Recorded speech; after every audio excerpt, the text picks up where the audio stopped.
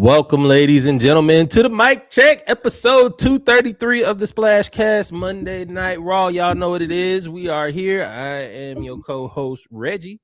I'm your co-host, Norwood. I'm feeling blessed. I'm feeling highly favored. And maybe your team melted down today.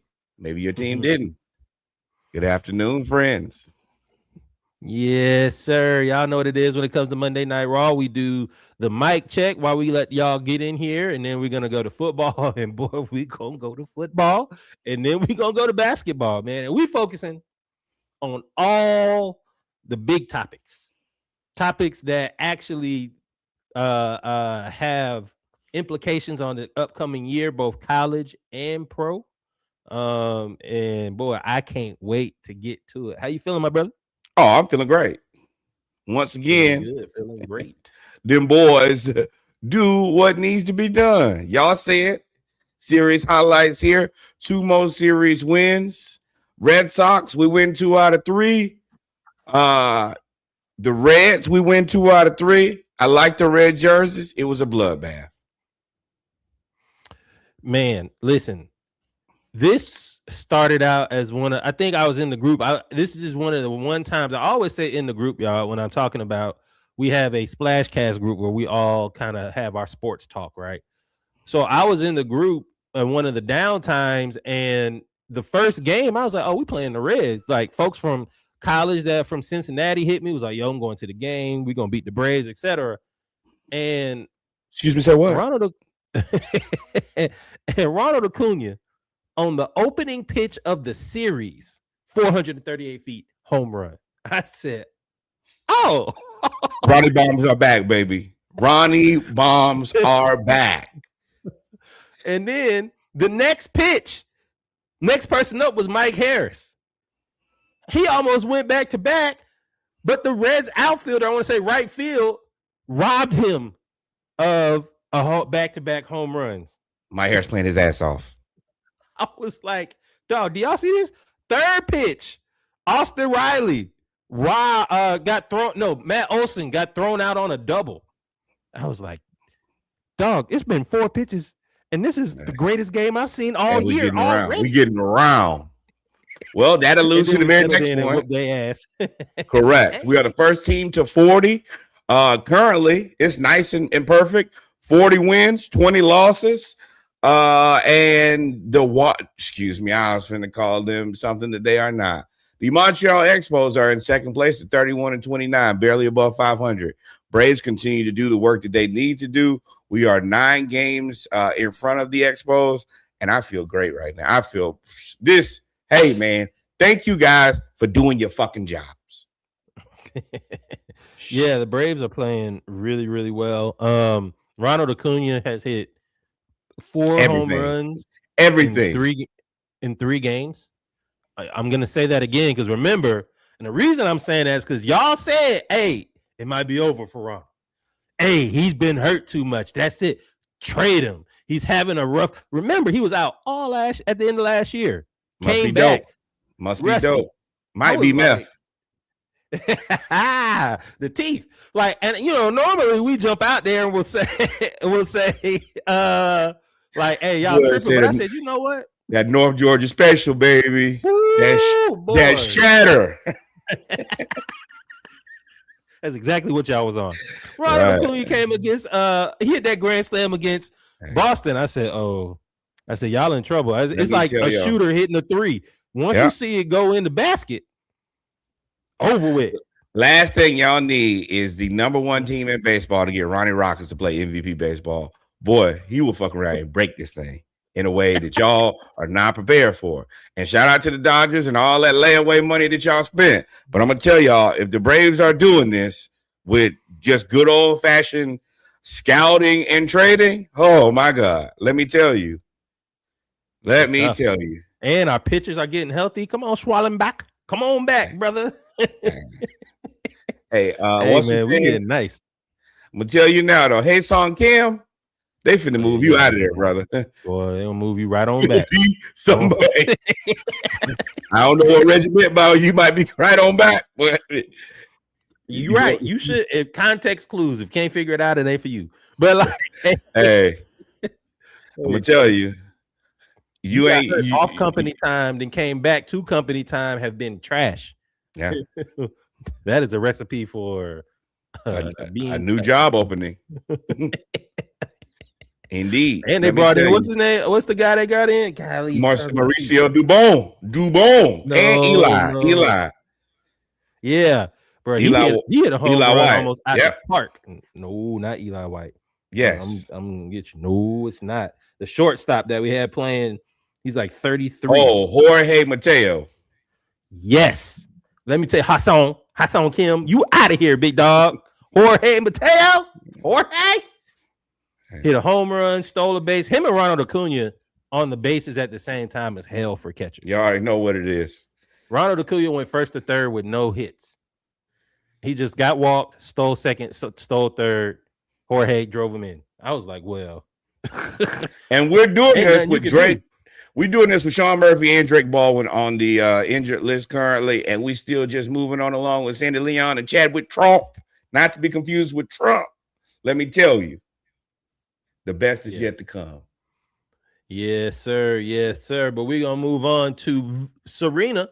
Yeah. Serena unretires, which is surprising. Serena's what, 44 years old? Correct. With she lost a lot of weight, and she is now getting back in shape to return. I think the next tournament is in London where she'll play doubles. Yes, I don't know if that means she's coming back to play solo after that, but she is returning to tennis at the age of 44. Yes, they say potentially. They're not sure. Maybe Wimbledon, maybe U.S. Open could be next. They're going to slow play this. Of course, this lady has more money than the law should allow, and she's 44 years old. She's going to do what she wants to do in her own time. It's a beautiful part about tennis. You take your time and get there.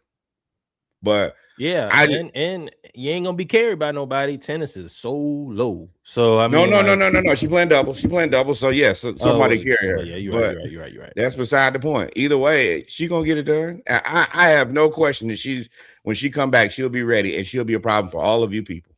And however you take you people is how you take it. At 44, hey, you have no question at 44.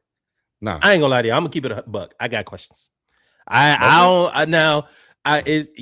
not supposed to question the GOAT. Cool, that's fine and dandy. But if she comes back to Wimbledon singles and she wins that, bruh, that would be the single greatest feat I've seen. I'm not sure she's gonna be ready to play singles. I think this is doubles. So you think this is just doubles? Potentially, at least for a little bit. No shade to doubles. Yeah, I think that. Yeah, I'm not here to beat a person by myself at this point.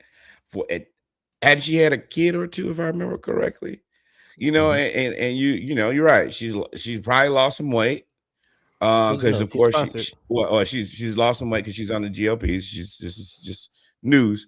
And that's also interesting to understand what her body and her athleticism is going to be like on the other end of that. Now, that's not something I consider. That should be interesting to see, though, for sure. That's questions. I mean, and that is a viable, reasonable question for sure. As a father who's seen who's seen a woman give birth, carry two girls and give birth, and also going through, and also what women go through to get pregnant with their bodies and to be prepped and all of those things. And when I say prepped, I mean it. You have to get yourself ready for pregnancy to carry a child. That is a lot to do to come back from. And at 44, with everything that's gone on that she's done, she's had kids, she stepped away from tennis, she's been on the GLPs. We don't know what that does for her body. Now, people could have used it that we never known, but all of those I think are valid questions to have. Now, the great thing about Serena is she's gonna come in and she could win doubles championship, and then that'll shut everybody up. Right. Right. So I mean, performance outplays doubt.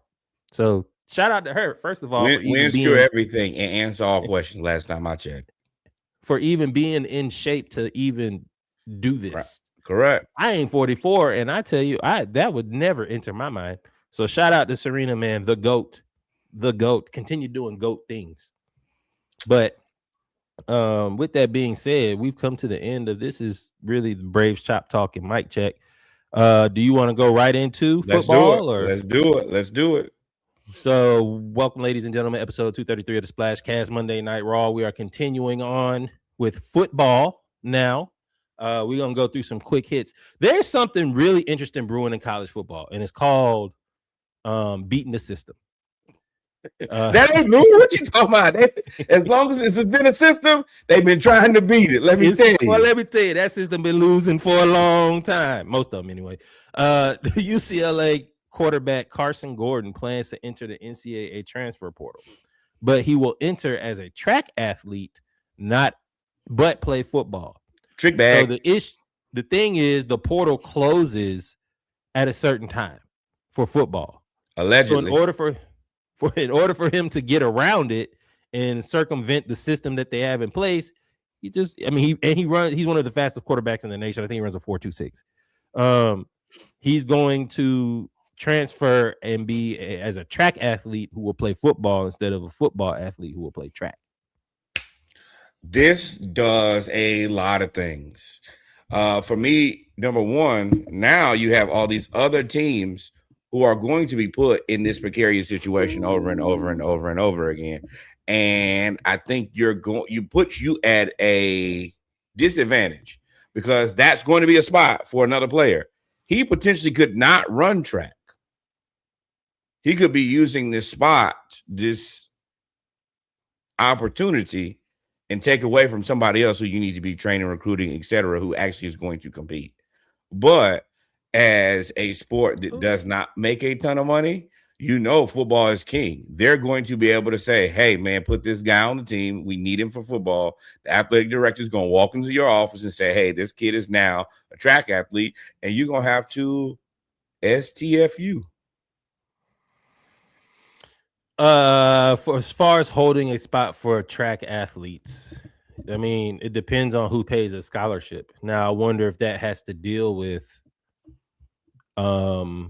the transfer portal, because if you go in as a track athlete, does that affect the money? That's something I don't know. But if it doesn't affect the money and you just running track, then yeah, I mean, you could be you had two of y'all want three of them. I mean, you got to actually run all the time. But see, but like I said, it ain't gonna happen. my thought process behind that is I assume there's a limit of players you can have on the team. So if the team scholarship, well, that track team needs a scholarship for another guy who's actually gonna help them win and compete. If he's on a track scholarship. Oh, you're saying that he wouldn't be on a track scholarship? He could still be on the football scholarship, or be on no scholarship on the track. Or just like NIL him. Yeah. Gray shirt him type of thing. Gray shirt. I ain't thinking about gray shirt. I was thinking more of you're a football player who walks onto the track team. Either way, on football scholarship. Let me tell you, the money works with that. The confusion in me and Reggie's face proves that there's a lot to be figured out about this. But this is the first time we've also seen anybody do this. This is going to bring up a ton of questions. Now, the thing is, like Reggie said, he runs a 4.26 or 4.28. So this kid is legitimately fast, and this ain't an aberration. Oh, this is not putting a 300-pound defensive lineman on the track team and saying, oh, he's going to be, he's never going to. This guy is fast enough and probably a legitimate track athlete. But he's like somebody else is going to try to use this in a different way because that's what we do. So it's going to be interesting to see what people do and how they figure out how to manipulate the system. Yeah, man. So, but like I said, we're gonna keep an eye on it though.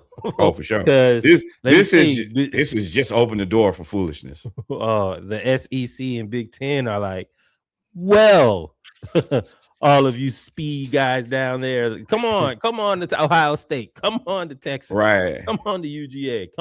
That's all football coaches want you to do anyway. Well, you might as well run track, right? No, hell no. I don't want to participate in this sport where all we do is run. Shout out to the people who like to do that. That ain't never been my bag. I never understood it. My brother loved it. Great track athlete. No, I'm not running. No, I'm not practicing for a sport. That's no. But let's move on to Russell Wilson real quick, and then we're gonna get to some. Everybody moving on from Russell Wilson. Russell Wilson is now leaving the NFL. He is taking a job as a CBS analyst, I believe. Correct.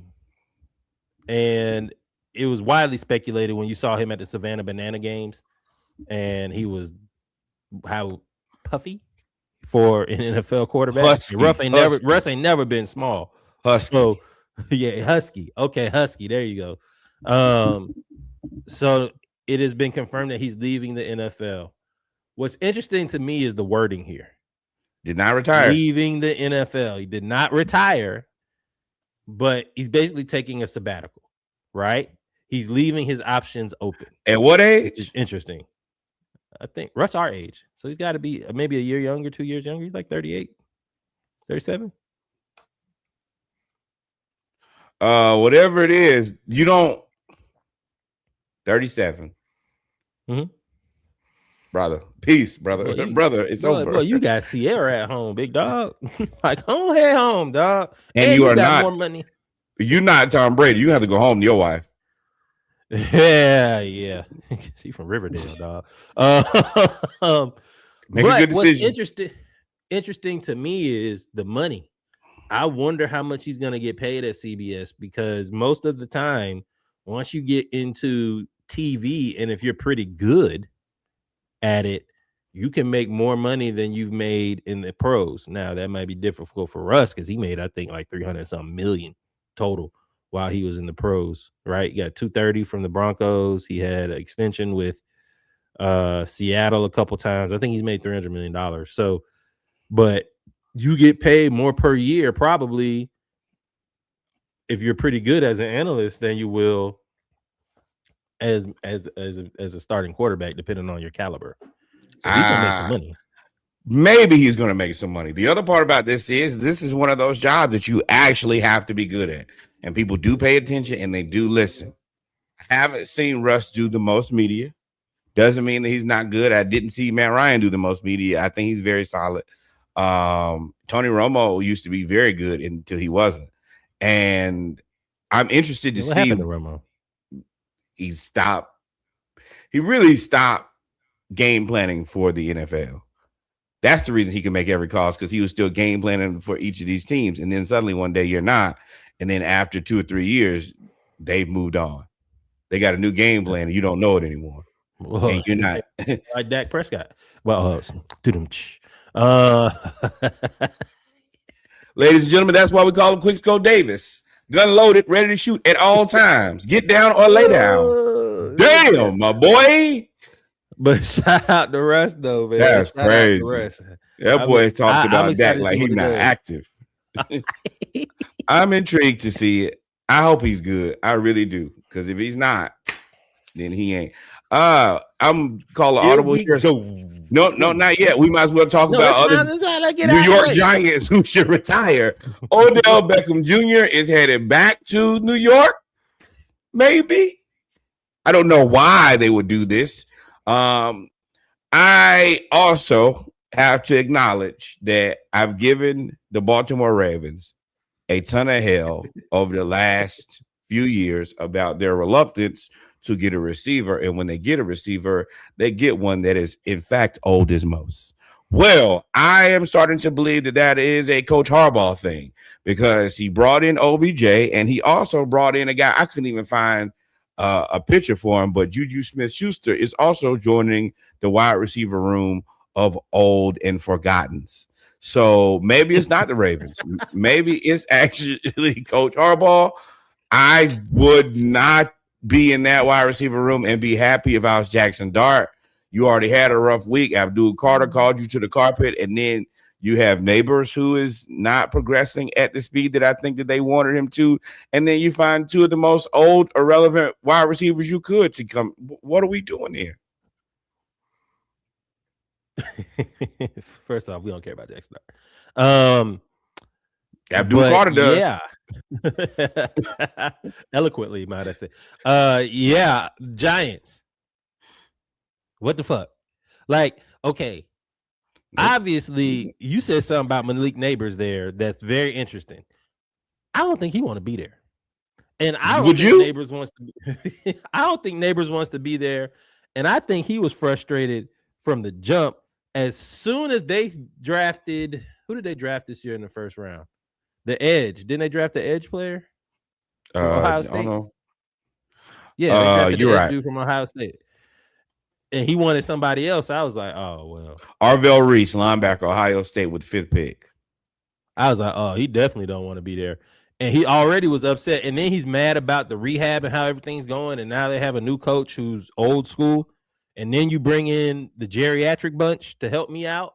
Like, y'all might be stuck with Juju Smith-Schuster, OBJ, Wan'Dale Robinson. Did he re-sign there? Hey. I think he might have left. Let me tell you what y'all got in y'all near future. Another run at Hard Knocks. Let me tell you, that's what I see in your future. You got this coach who couldn't do it with Lamar and now got Jackson Dart. It ain't better. Y'all re-signed Showen, the general manager who got rid of Saquon, OBJ, Juju. No, and y'all got that field that everybody hates. There's no reason to be the New York Giants. And let's be real, the Dallas Cowboys, the Philadelphia Eagles, and potentially the Washington Commanders are all going to be better than this team. This is literally worst case scenario. This is coaching and team building malpractice. It does not get any worse than this. This is something they wouldn't even let you do on Madden. But they paid these people. They also traded away Dexter Lawrence because he didn't want to be there. Let me read to you this depth chart real quick. Malik Neighbors, who don't want to be there.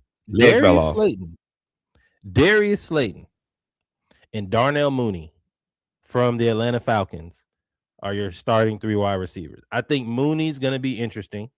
He's back with a right-handed quarterback. But then after that, Calvin Austin, Odell Beckham Jr., Juju Smith-Schuster, Jalen Wyatt, Isaiah Hodgins, and Malachi Fields. How is Mooney going to be interested as a wide receiver 1? Oh, yeah. If Malik Neighbors don't play, then yeah. Let me tell you how uninteresting that gets. Very. Paint drying. I tried, y'all. But y'all. Ooh, you trying harder than the New York Giants are. Why are you exhausting yourself? Hey, y'all are fucked. Next, let's get to the interesting part of this. This is what we really wanted to talk about.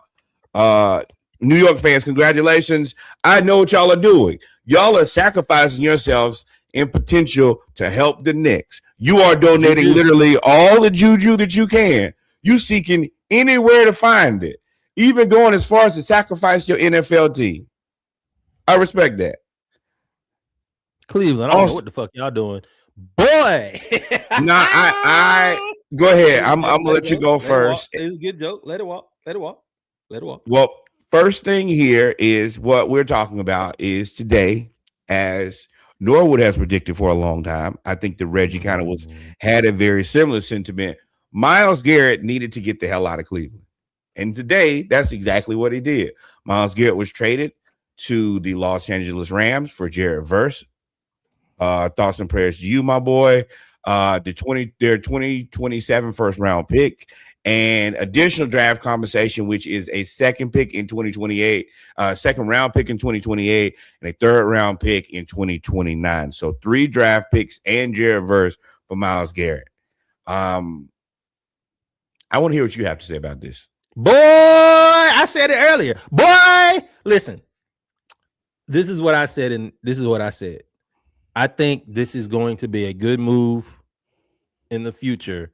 It just really, really, really, really, really, really sucks for Browns fans in the present. Oh, it sucks for Jared Verse. He's from Dayton. But if that's even more of a reason. I escaped. And you sending me back? Hell no. No. Even though y'all are sad now, you do. I don't agree with the draft compensation, but this was always the move for me. When they even re-signed him last year, I was like, oh, that don't mean he's gonna be here. That just means he's tradable. That means he's under contract. And I was like, all you have to do, kind of predicted this. Now that I think about it, we both. Yes, we did. You. All you have to do is get off 1 year. Once you get off the first year, normally the contracts are either escalating or they're front loaded. And once you get off the first year, you then make him tradable. Now, I think he was always tradable. Now that's Myles Garrett. You saw what he did last year. Well, had he been anywhere else, it would have mattered. The draft compensation, I guess Jared Verse is a first round pick, so they view him as a first round pick. But I would have got held out for more for Myles Garrett. I wouldn't have traded him for a first, a second, a third, and Jared Verse when he was defensive player of the year last year, 2 times and broke the sack record. That should get you 3 first round. You traded more for Deshaun Watson. You got more. Yeah. Now the draft compensation I don't agree with. But Myles Garrett, I mean, shout out to the Rams. Fuck them picks. I 1000% agree. Number one, I've told y'all know I am a lot less emotionally attached to players than a lot of other people. This, to me, Myles Garrett is an asset. Big asset. You trade him at his paramount value. At looking at what you got back, I think that you should have traded him last year. Him being there for the whole season does you no good. This also is a tutorial in leverage. You waited until you had to trade him, and then you don't get enough back. I think Jared Verse is good enough. 1 first, a second, and a third. Hell no. I would at least wanted 2 first. I would have demanded 2 first. And I feel like had you not lost all your leverage, you probably could have got 2 first. But this is what you stuck with. You'll eat this and you'll be happy. Once again, thoughts and prayers to Jared Verse. You went from playing in the playoffs every year and contending for a title to I don't know what to tell you finna do. Well, let me push back on that. Spend some time with your family. I don't think they waited too late to trade him. I think they could have gotten more if they traded him last year. I think the Cowboys was the trade last year. They had all them picks. I think the Cowboys was the trade last year, but I don't think they lost leverage or anything this year because of Myles Garrett. They lost leverage because of Deshaun Watson coming back. And you already have to pay him that money, and you didn't get off Deshaun Watson. You would never, just me, you were never getting rid of Deshaun Watson. Nobody is taking that. Nobody's taking that media issue nor the money issue. If you thought that there was a way for you to get rid of Freaky D, you Delulu. He is literally probably the most toxic asset in sports currently. I mean, but my point is, one worse. I don't think you were forced to trade Myles Garrett right now. I don't think you were forced to trade him. You could have held off and fielded more offers and traded him somewhere else. Like I think that they put either because from what I've read, this has been in the works for a minute, and of course we talked about it in the group. Once the restructure happened, that's when it was like, okay, he's probably out of here, right? You worked on this, and this is all that you ended up with. That's my point. If y'all restructured it, all of this, and you ended up with shout out to Jared Verse again, really, really good player. But you got Jared Verse, a first, a second, and a third versus Jared Verse, a first, and a second, or even Jared Verse, a first and 2 seconds to give up to just get that for Myles Garrett, defensive player of the year, sack leader, probably. Well, if he wins a ring, he's going to be in the same conversation as Aaron Donald, who possibly may come out of retirement. Yeah, that has to stop.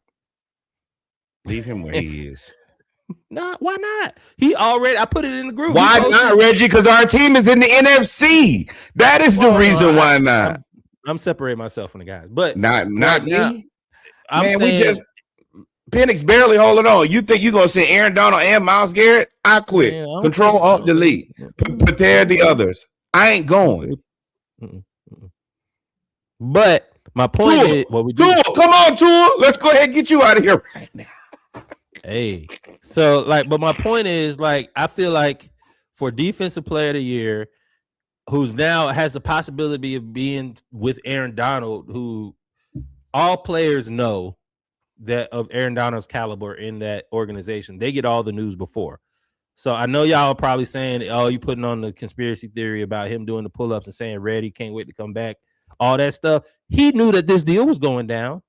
He knew that they were in negotiations, and he had said before, I'd come back if we got somebody like Myles Garrett. He literally said that, and I quote. Oh, what did they do? They went and got Myles Garrett. So if I was him, I ain't gonna lie, I would strongly consider it. You know he's in great shape. You can't. They triple team Myles Garrett last year. How you gonna triple team everybody? It ain't that many players on the field. So yes, and that means, especially if he comes back, somebody else really shamming. Because boy, you block him, what I'm gonna do? I'm gonna get rich. No, Braden Fisk was amazing. He was rich. Yeah, Braden Fisk was amazing. I'm going to get rich. Sack leader. Block him. Oh, here I am. Blitz. Right. and the Rams added Trent McDuffie from the Kansas City Chiefs.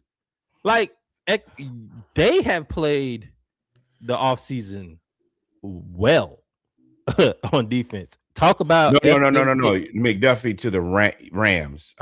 Yes, to the Rams. Browns, I think. Okay, my bad. Rams, because I was talking. Yeah. But the other part about this is this is what happens when you have terrible leadership and you have a team that continuously cannot keep a quarterback, has 3 or 4 of them right now. I don't know what to tell you, Browns. Can you just cut everybody? Move them to Sarasota. I don't know. Something. I don't know. Again, this has to be, I keep saying again, but this has to be the first move because you save a good amount of money by trading Myles Garrett there. You're gonna re-up Jared Verse because he's on his rookie deal, right? So you're gonna re him up soon, but you don't have to pay him $40 million. What was he getting? 4 years, 160. You don't have to pay him $40 million, and then you get off the Deshaun Watson contract after this year. So you're set up for, you got picks, you have money. Move them to Toronto.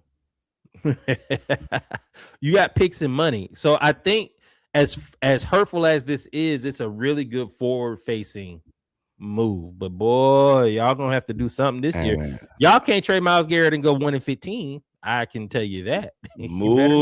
Send the Cleveland Browns to Toronto. New country, new start. Because whatever they got in Cleveland ain't working. You went from hopeless to even with less hope now. Y'all just less. Y'all was hopeless to begin with. Now y'all just less. I don't know what to tell you. They don't know who's gonna play quarterback. I don't think that they have any good options. This team. Todd Monken. What changed? What was Todd Monken? Change your name to David Tully. They just gave you an opportunity. Fired. Fire you next year after next year, boy. It's a couple things that you know is gonna happen. It's gonna be a coach that gets fired for sure. You're gonna add more quarterbacks to that jersey with all the rest of them quarterbacks on it. So prepare your hearts, prepare your minds. If you're a Cleveland fan, maybe you sacrificing your juju and hoping that the prodigal son, LeBron James, comes back to the Cavs. But let me tell you, Browns, it's over.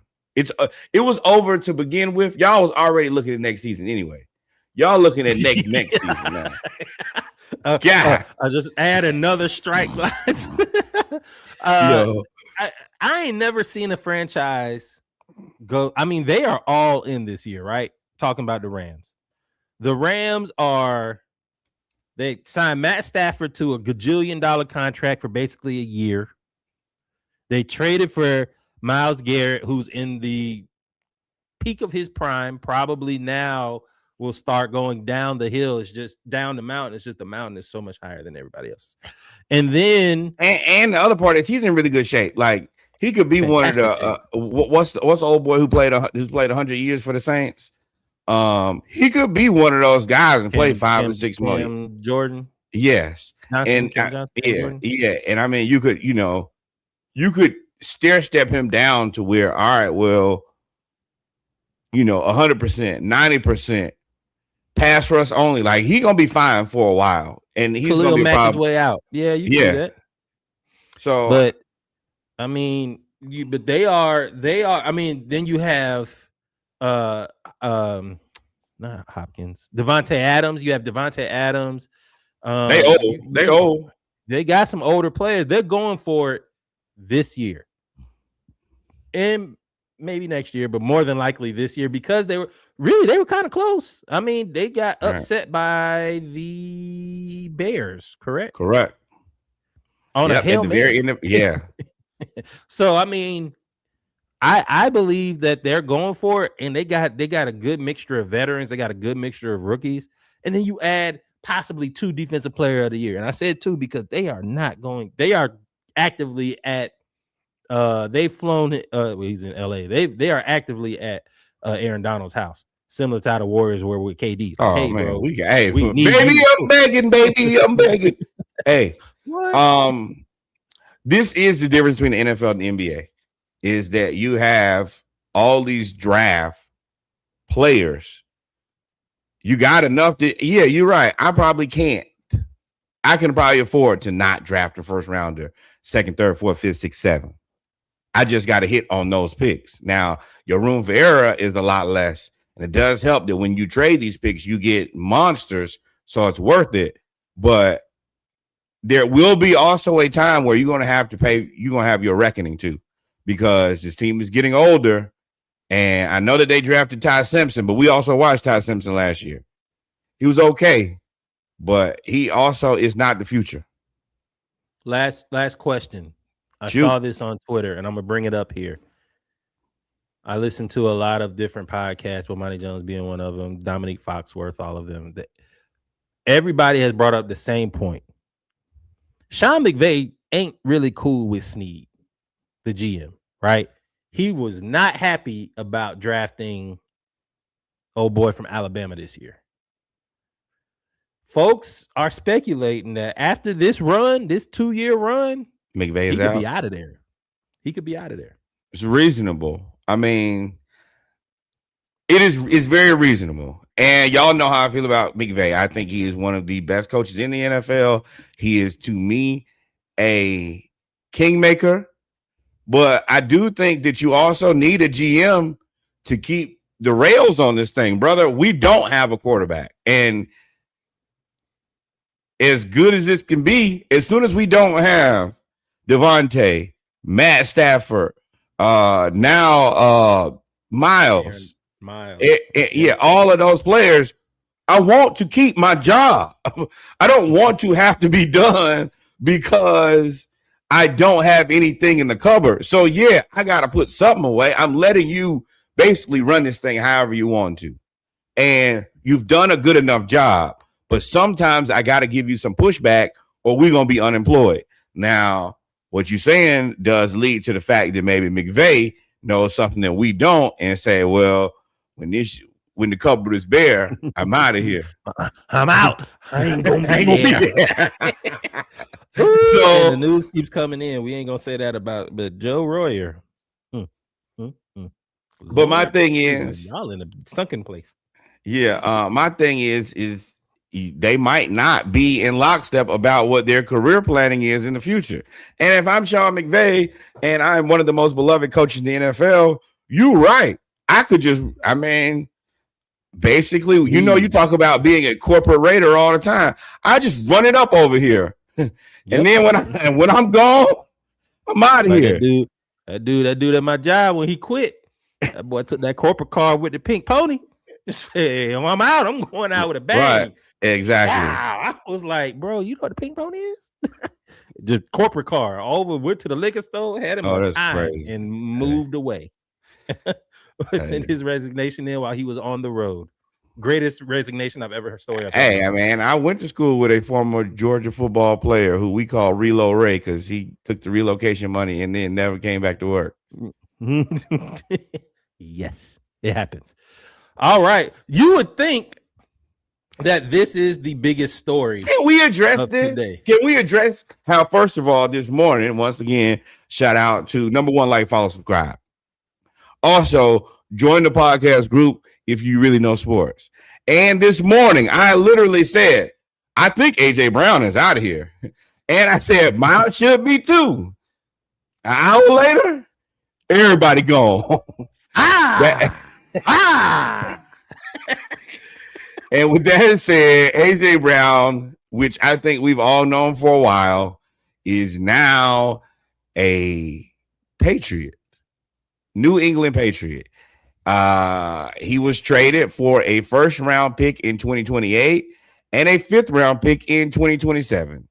And I'm going to tell y'all this. I think that this trade conversation was terrible. I understand that you get to save some money, but if you literally did him the most solid, sent him to where he wanted to, and got a pack of Skittles and the ability to not have to pay somebody as compensation, no thank you. He got to be worth more than this. So I think this lends to your point that you made for Myles Garrett, which I disagreed with. I think that point actually applies here very well. You waited too late. He has been disgruntled for 18 months. He was disgruntled after winning the Super Bowl. I don't know what other, and I understand the money, we'll get to it, but I don't know what other indicators you needed to trade the motherfucker. He was reading mental health books because he was so frustrated with the offense. But this is the thing. This is the part where, you should have gotten rid of AJ Brown earlier. I understand that you couldn't because of the $40 million, which you got to eat. So the compensation part was, Go ahead. The compensation part was if you traded him before June 1st, it would have cost them $40 million in immediate money, dead money, which would have then I think it was $90 million. It would have been 80. It was $88 million total because you would have had to pay the pre-June 1st cut plus the dead cap hit for 2026 to 2027. Right. So that's part of the reason why you couldn't trade him. But to me, I just don't understand the draft compensation for either one of these trades. And for context, they'd still have to pay him $16 million this year and $27 million in dead cap money next year is what's getting paid. So that's $43 million. So my thing about this, though, is why in the hell would you trade? You cannot show up here, not be easy to get along with, and then I send you where you want to go and get nothing in return. You know, that's always been my thing. I ain't about to cave to your demands. Maybe if you were a good soldier and you made it easy on us, then that's the conversation to have. But you showing up reading books on the sideline, brother, you would have been in Cleveland playing with me. Boy, they going crazy on this Cleveland chat. It ain't no way that I'm going to do you a solid when you are actively making my job more difficult. I ain't got to do that. And maybe that's petty. Maybe it's spiteful. Maybe I'm an awful human. But I am okay with that because you're not doing what I need you to do. And you've also helped the Patriots out enormously. They had no way. You had no way to acquire a guy nearly this good. And I'm also confused that is this the best trade package that anybody could have put together? I can't imagine that to be true. Also, Baltimore Ravens, y'all didn't have this? Y'all did not have this? The fuck? Do y'all not get tired of having terrible ass wide receivers? He is right here. And y'all let him go to the Patriots. What in the hell? Baltimore is your Utah, huh, Vernon Maxwell? It does not make sense. I would have had, hey, bro, whatever it is, I'll match it. I know you don't want to send him there anyway. The last thing you want to do is look weak as hell and send him to where he's going after he jumped y'all off. Let's work together. An enemy of my enemy is a friend. But y'all, man, I don't know. I don't know. I'm gonna bring this up. You still have to pay. He still gets paid though, right? Like some of that money, that $40 million still has to get paid. It just gets paid. So his salary is on the Patriots this year. Yes. So they do y'all want Mark Andrews? You can have him, but what I can't do is I can't let you get AJ Brown. My point with this was Christian Gonzalez. He's up to be re-signed. Now I don't think they're going to be in any type of cap structuring, having to restructure any cap, because I think just about everybody else is young or expendable. Right, Young being on a rookie contract, or they're expendable. They can swap them out. But you're right, man. You've now given the Patriots a bookend corner and a bookend wide receiver with a bookend quarterback. You just saved Drake May. Now he got Keyshawn Butte and AJ Brown. Things look a lot different. And this makes no sense to me. Kev, you bring up a very valid point. He did bring a Super Bowl to the Eagles. That they got nothing to do with this. I want to say that's not. Whether you brought me a Super Bowl or not, last year you made my job more difficult. You made the locker room very tense. Right. I'm not sending you to where you want to go. I'm not rewarding that bullshit, because now other players are going to start believing the same thing. Well, if I'm good enough, then I can act the ass and they'll send me where I want to go. Hell no. You better do like we did with Cam Reddish. Oh, you don't like Atlanta? Go play for the Knicks. You'll be dead in the year, Kid Ray. Yeah, not this Knicks team. Now he's in Uzbekistan playing basketball. Shout out to Cam. His mom lives in my neighborhood. Good people. Hey, 2K legend. Let me tell you. 2K legend. But man, the Eagles say $50 million. The Patriots get a number one wide receiver who's now going to go against the number one DB with the number one quarterback. Y'all building the Spurs over there. I'm saving that $50 million anywhere he goes. So no, that don't count to me as no. Hell no. Do you want to be a Jet? And the thing is, you can't even use those picks to trade up because they're not good enough. No. Like I would have wanted enough compensation to where I could give players, because they got all the defensive players. I can give defensive players and picks and move up and have a chance to draft one of them receivers from next year that's coming out, whether it's Jeremiah Smith or whether it's Ryan Williams or any of the other millions of wide receivers in this offensive draft would have come out. I would have liked to position myself there. That's why I would have wanted more draft compensation. But I mean, if this is all you could get, this may be all you could get. We don't know how back channels work. Well, we know how the back channels work. We don't know what was done. Hey, once again, I don't care. Baltimore, you had this. That boy said, be Danny Ainge. It don't matter what you like. You coming to play for Utah, Ace Bailey. Right. You are under contract. You is going to be here. We going to take you. And I don't care. A disgruntled A.J. Brown is better than every receiver they've had in the history of the Baltimore Ravens. Boy, they big man. Yeah. Well, yeah. Yes. There is no, that's the part. When you have a player that there is no other way for you to acquire anything close, I got to get my money's worth. I have to. The replacement cost. His prime. A.J. Brown's what, 29? Right. 28? And Devontae, you the wide receiver one now, brother. I have always believed that you could, but life has changed for you.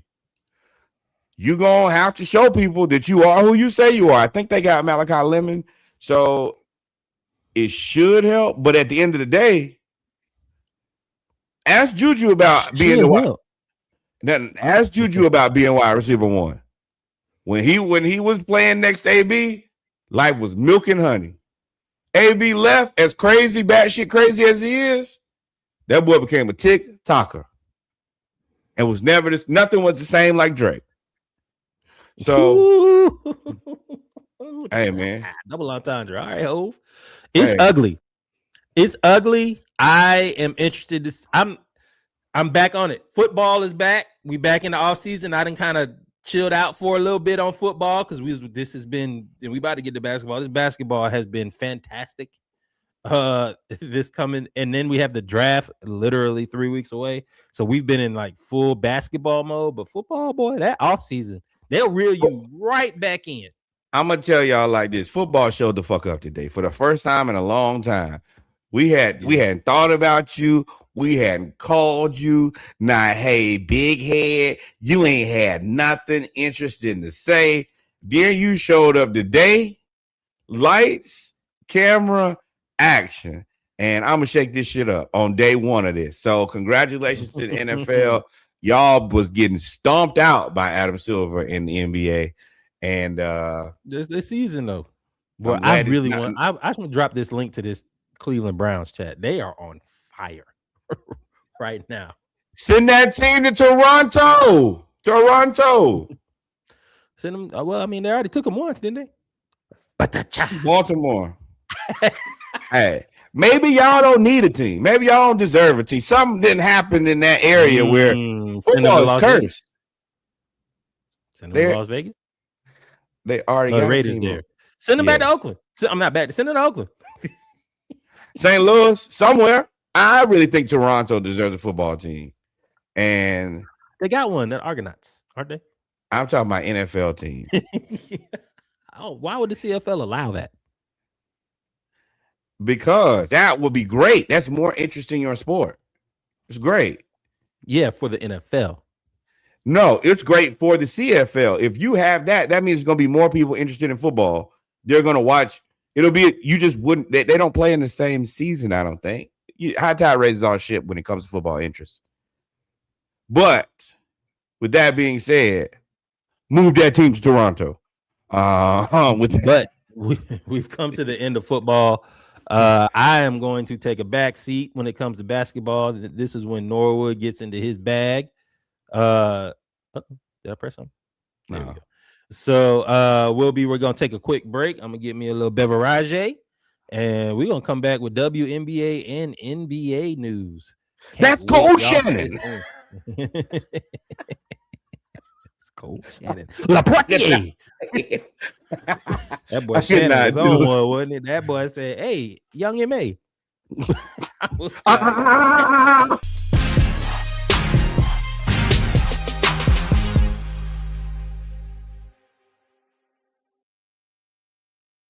And we're back, ladies and gentlemen, with our basketball segment of episode 233 of the SplashCast Monday Night Raw. Wow, he's found not guilty. 233 Monday Night Raw. Got a few things we're going to talk about today. We got WNBA, NBA, and then playoffs, finals preview.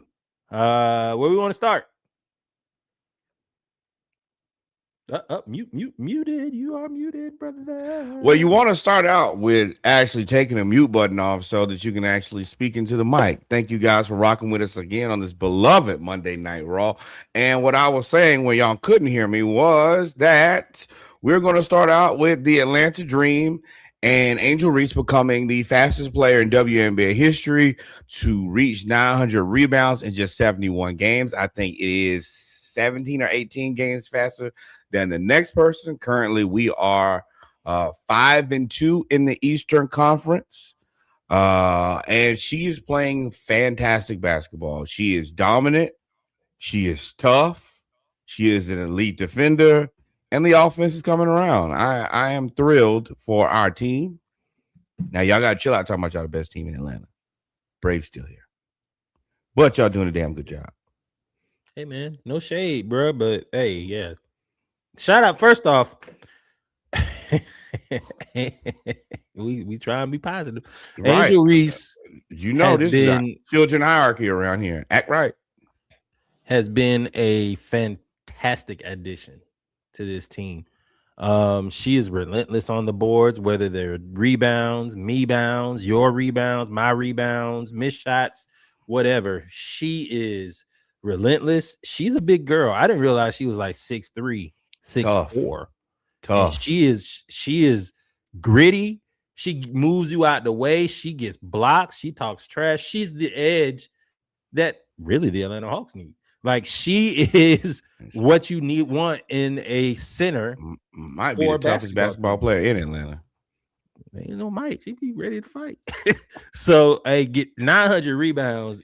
No matter what you have to say about her jump shot and all those things, the way that she plays with the rebounds, and now they're starting to run part of the offense through her to get Alicia Gray off screens. Man, let me tell you, she's looking real good, man. They talking about she got 98. She got more double doubles than 98% of people who ever played in the WNBA. Especially after, just unfortunately the fact that right now the women don't have enough spots. The 2 draft picks that we traded her for look like a slam dunk. Those spots are not even guaranteed. There will be players that will be on the team or be on the team for any amount of time wherever they may land. This was great for us. Great.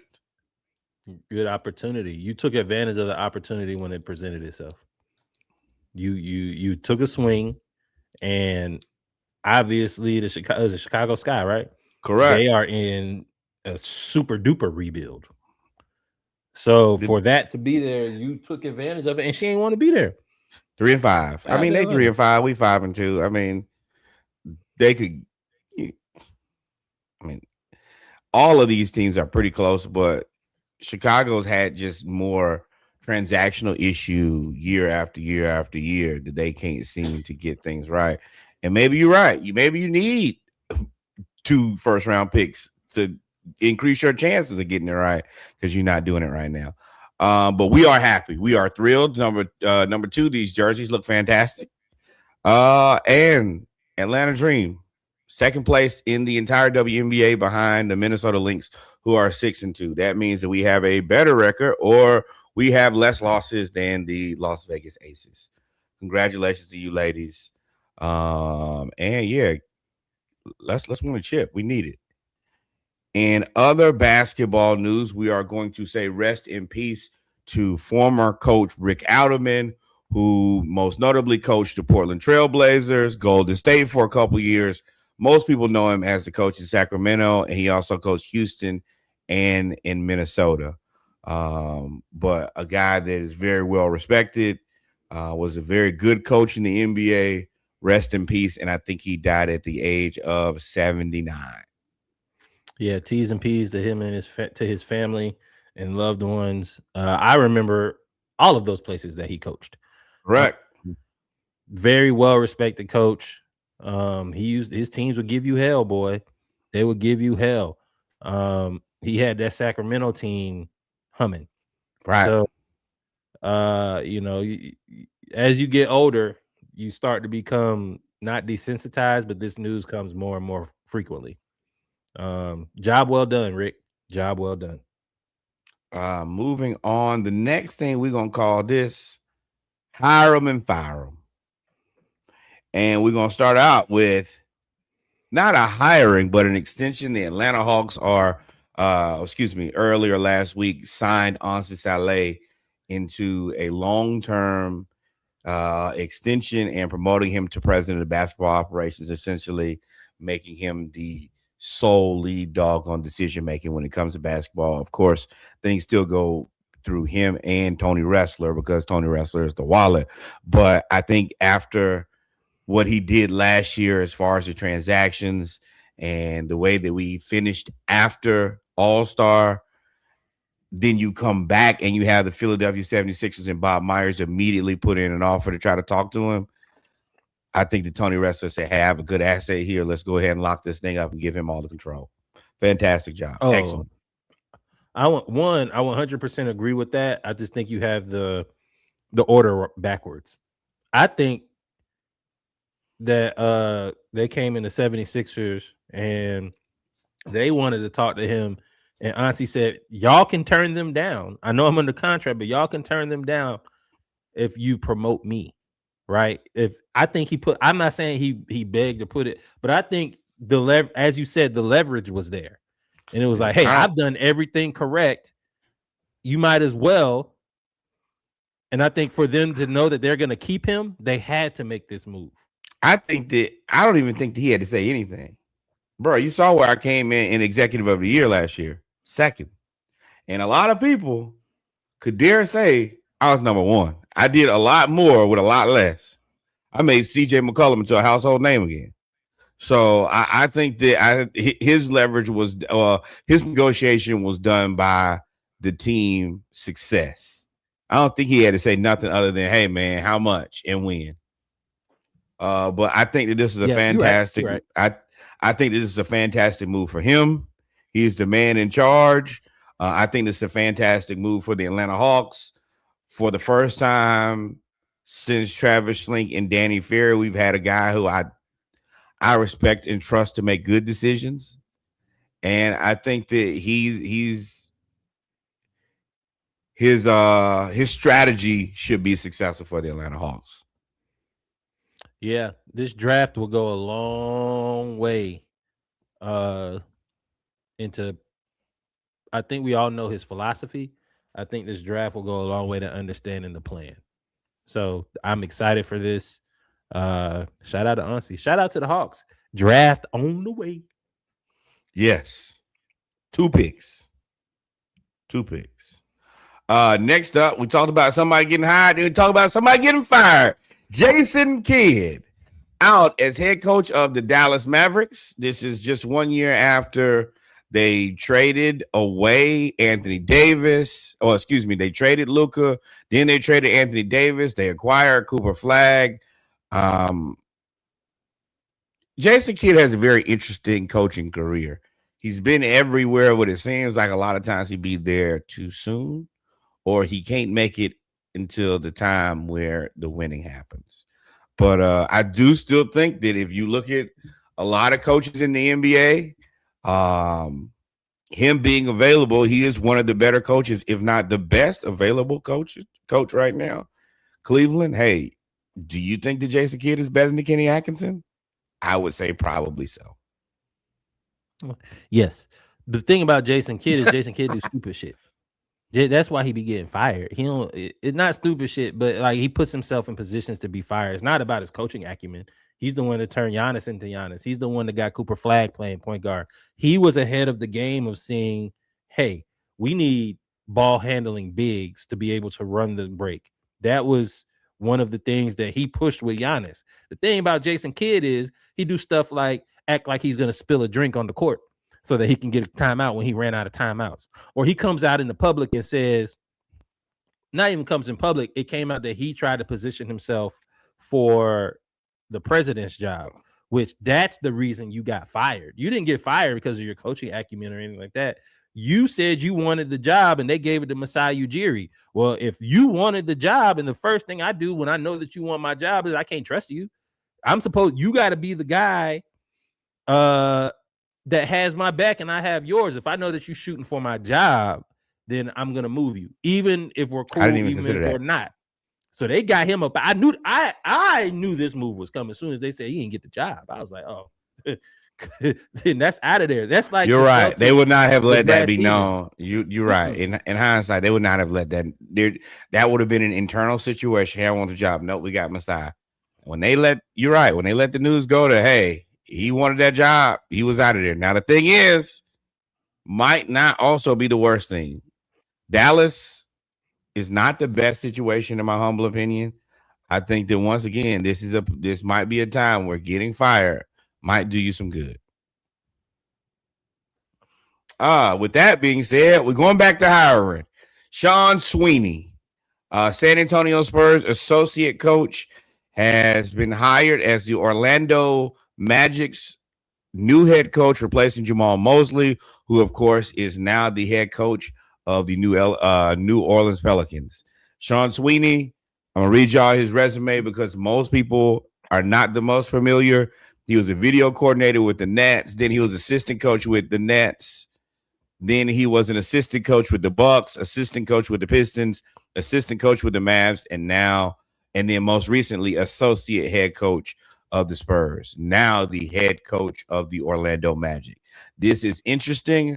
I think that this is a very tough job to come into because you have players Your team is close to being over leveraged, if not over leveraged, considering what you paid Bane and what the draft picks that you gave up, considering what you paid Suggs, Paulo, and Franz. It's a lot of money out, and there is a lot of expectation for them to be good. I don't know exactly what happens in Orlando yet, but this is a tough place to be, I think. First off, San Antonio, no new ride to this roller coaster. This is just a product of success. Correct. He is in the San Antonio system. They are synonymous with success for the past 30 years. They have a culture and a standard. We got in Ansi a San Antonio guy. Correct. They have a culture and a standard in a way that they build things. What's interesting is you're right. They come normally with the San Antonio culture and the San Antonio philosophy is building from the ground up.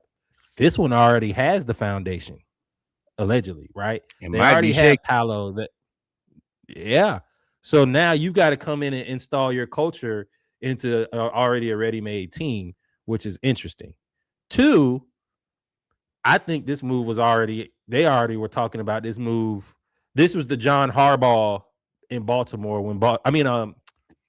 John Harbaugh in Baltimore when they knew they were going to fire him, and they said, well, when he won the game and he made it, was that going to change your mind? Did that postpone anything? He was like, nah, that just made it one more game. He was going to fire him anyway. I think that's how it was with Jamal Mosley. I think he was a dead man walking, and I think they already had their mind made on Sean Sweeney, and they pulled that trigger now because if the Spurs mess around and win, he was going to be at the top of everybody else's list anyway. I think that overall it's just this place is the Magic are in a very weird place as other teams get better, and I don't know how they're going to get better, and they got some big pieces they got to figure out. Ooh, you never lied. But it'll be fun. It'll be interesting. And look, the Hawks are in a position, any of them leftovers y'all don't want, that we may be able to sign, we'll take them.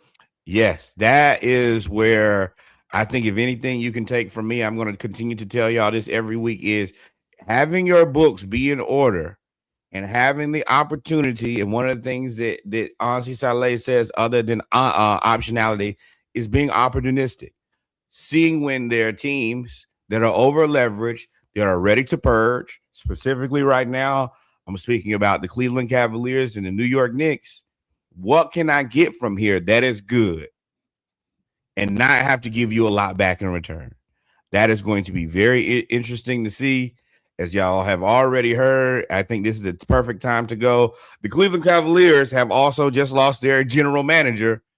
He is now the president of basketball operations for the Philadelphia 76ers, Mike Gainsey. So Cleveland, where he was the guy running the show, he's out, and now somebody else has to come in, or Kobe Altman has to figure out who to fire. Mike Gainsey's like, oh, well, it ain't my problem. He hit him with the Magic Johnson too. Problem. I ain't gonna be there. Y'all figure that out on your own time. Now, I will say that he inherits 2 terrible contracts. Paul George is a terrible contract. Joel Embiid is a terrible contract. But they are not as over leveraged as Cleveland. They're probably not as good as Cleveland either, though. So, boy, talk about getting gone after running it up. I have a question. I don't really have any thoughts on this. I don't know much about Gainsey. He did seem to make win now moves, although we don't know. We do know it wasn't the greatest plan, but if he's a step down, how much of a step down is it to not get Ansi and then go get Mike Gainsey? How much better is Ansi than Mike Gainsey? In your opinion? I'm unsure. Ansi has only had this job for 1 year. Gainsey built the second best team in the East. So as much as Cleveland hasn't worked out maybe how you wanted it to, and I've had opinions of the moves that they made to get there. I do have to give him credit. If you put yourself in a position to go to the Eastern Conference Finals, now I think that it's unique for him because you left him over the apron. You legitimately set the house on fire and just dipped. But I do have to give him credit for building the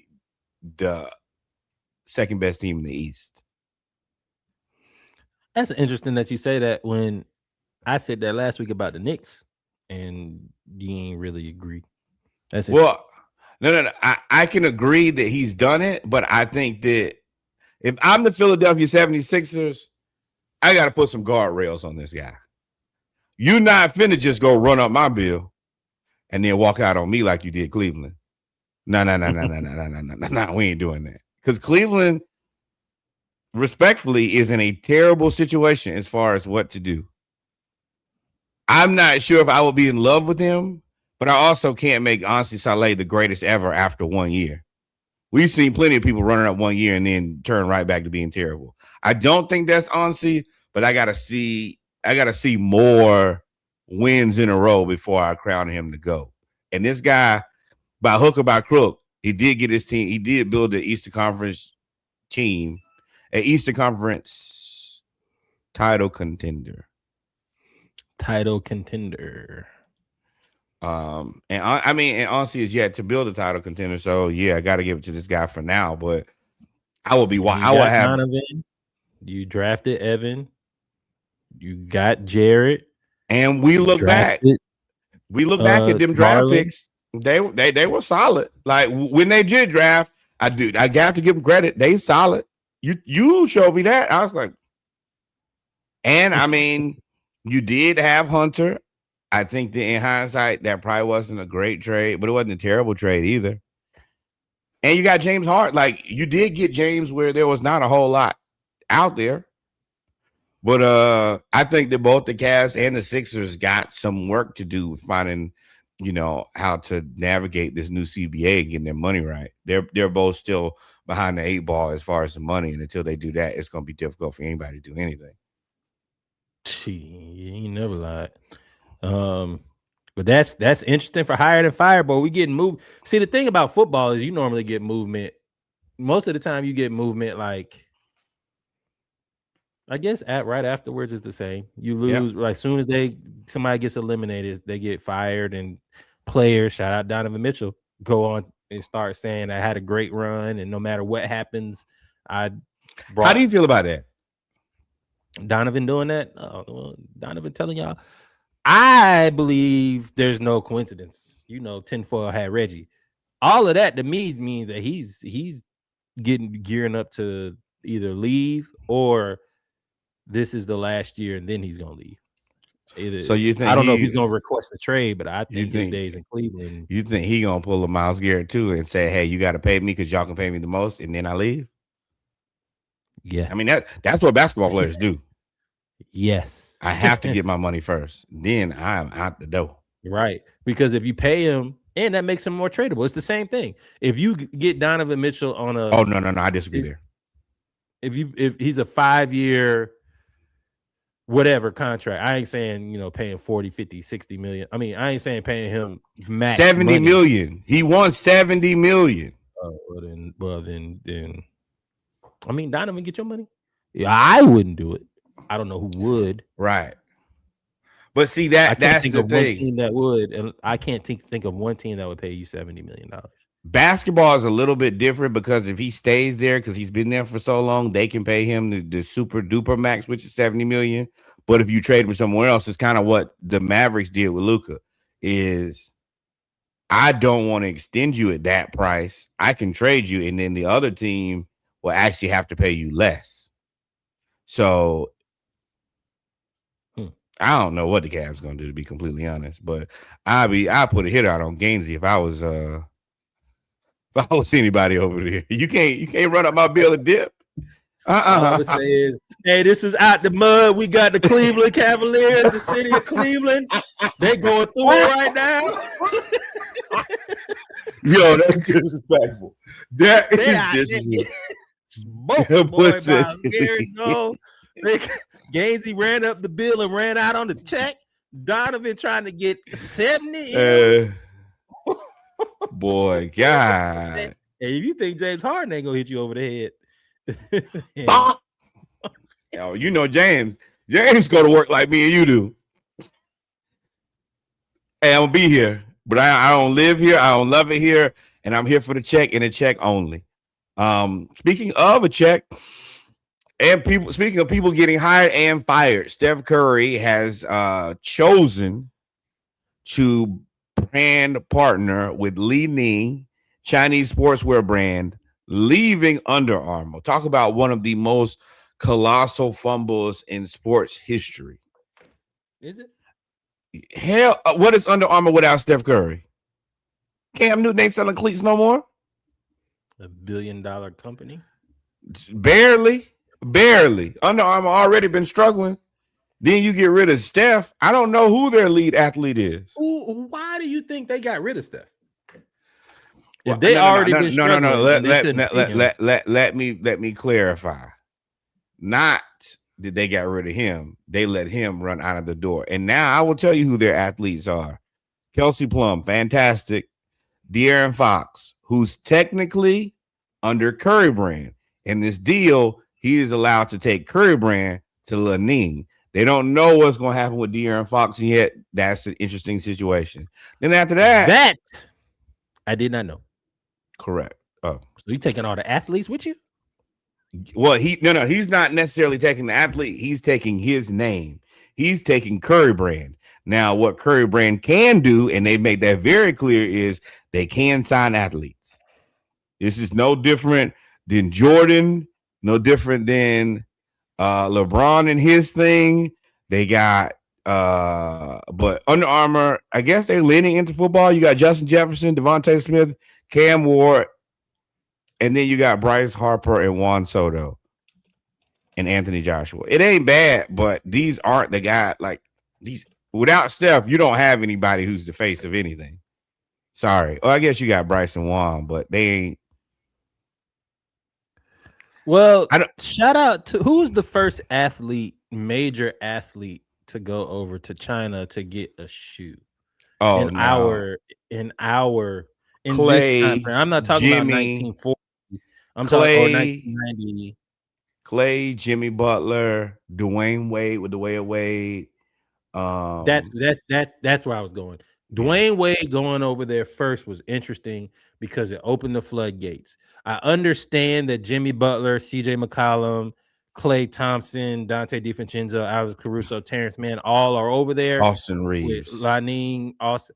The person who has the most cachet, because whether you like him or not, he was in the news at the time, and because of how he got over there was Kyrie. Kyrie going to Anta after being dropped from Nike after the whole scandal about the tweet and everything that went on, and those shoes actually being successful and him showing that they give full creative control. You know, he got the shoes, the Halos that I right. Really want. I ain't gonna lie, Kyrie, I really want a pair of those shoes. But that opened the floodgates, and now they've been building, right? You said Jimmy Butler, CJ McCollum, D'Angelo Russell at the time, Fred VanVleet. All the years coincide with them moving up. The last big signing was Kyrie in 2023. Correct. So now you've been building up to Steph in 2026. And if he turns up now, he could be, I mean, our group is following the Jordan brand model of I have my own shoe collection, and now I can sign athletes to Curry brand. Well, the other part about this is that Nike has been shitting the bed with their innovation. They haven't come out with sneakers, and you be like, I gotta have it. I have to have those. Not consistently enough. It's like, you know, pagan on here. Yeah, Tinker Hatfield, he was there for a while, and he was really, you know, doing the heavy lifting. But for the most part, Nike hasn't, like, as a person who's a shoe guy, they haven't been putting out slam dunks. And just like in the car industry, these Asian folks, let's do it. We can build it. And they're going to build it for comparable or less price. So you're going to be able to compete. And then the other part is it's 1 billion people over there to sell sneakers to. I ain't gonna sell none over here, to be completely honest. Y'all never got to wear them. As long as everybody over there got them, we good. So I think this is a slam dunk for Steph. Under Armour, thoughts and prayers. Nike never really stood a chance. He was not going to go over there and be a subordinate to LeBron. We kind of knew that. Adidas, Reebok, everybody else didn't have the cachet. Now he goes over there and he can do everything.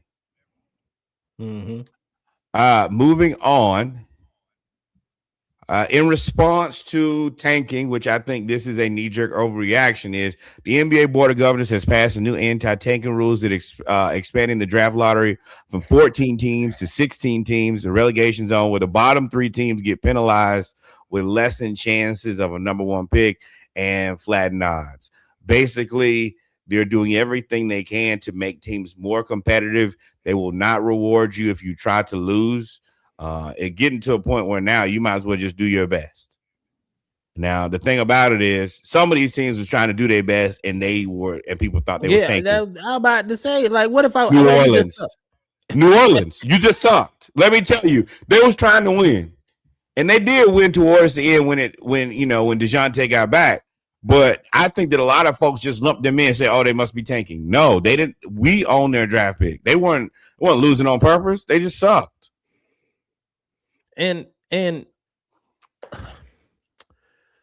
normally it takes a while for rules and regulations to be passed. I know in the past when we were younger, I think the NFL first changed because they started making rule changes almost immediately. Like if it was brought up, and now the NBA is doing the same thing. I don't like. And if I have critiques of Adam Silver, and I do, but if there's one thing that I don't like is that he's very reactionary. Like, and it's almost like something has to be done immediately. Like, oh, I don't like tanking.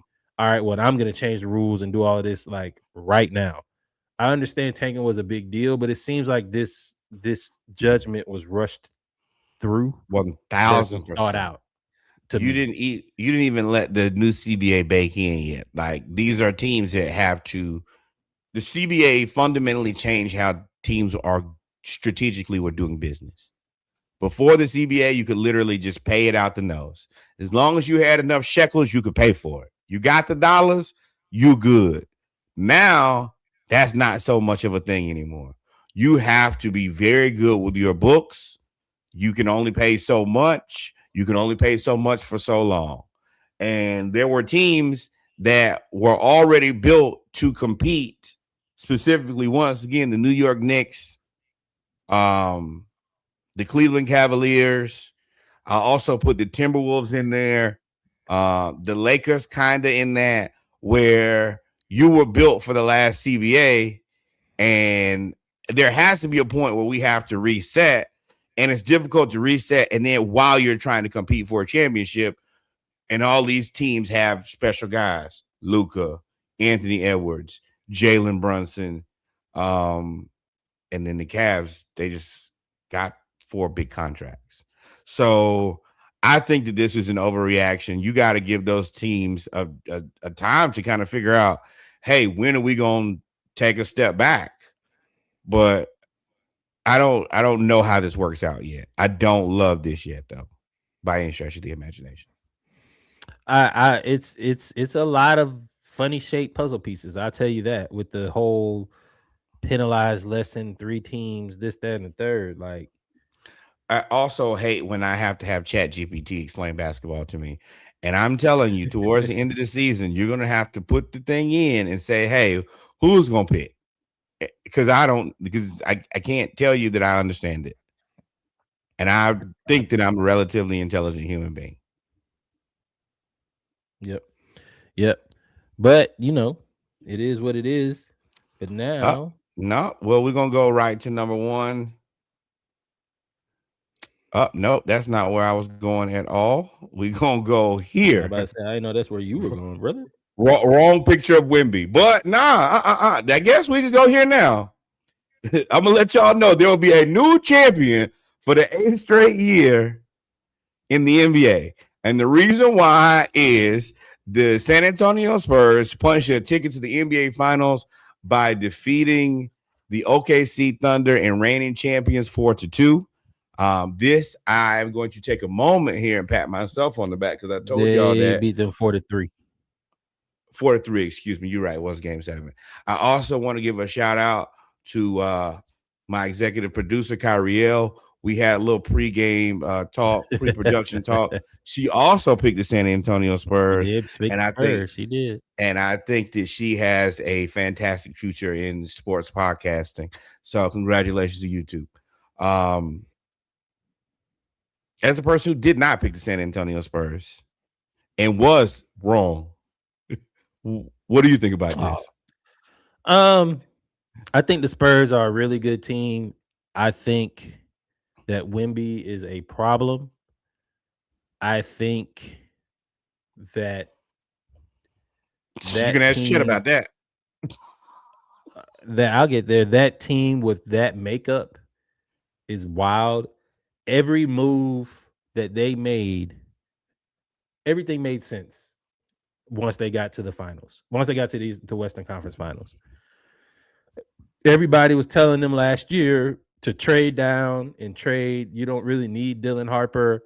You have too many young players now, etc. Dylan Harper was the best player on the court in parts of Game 7.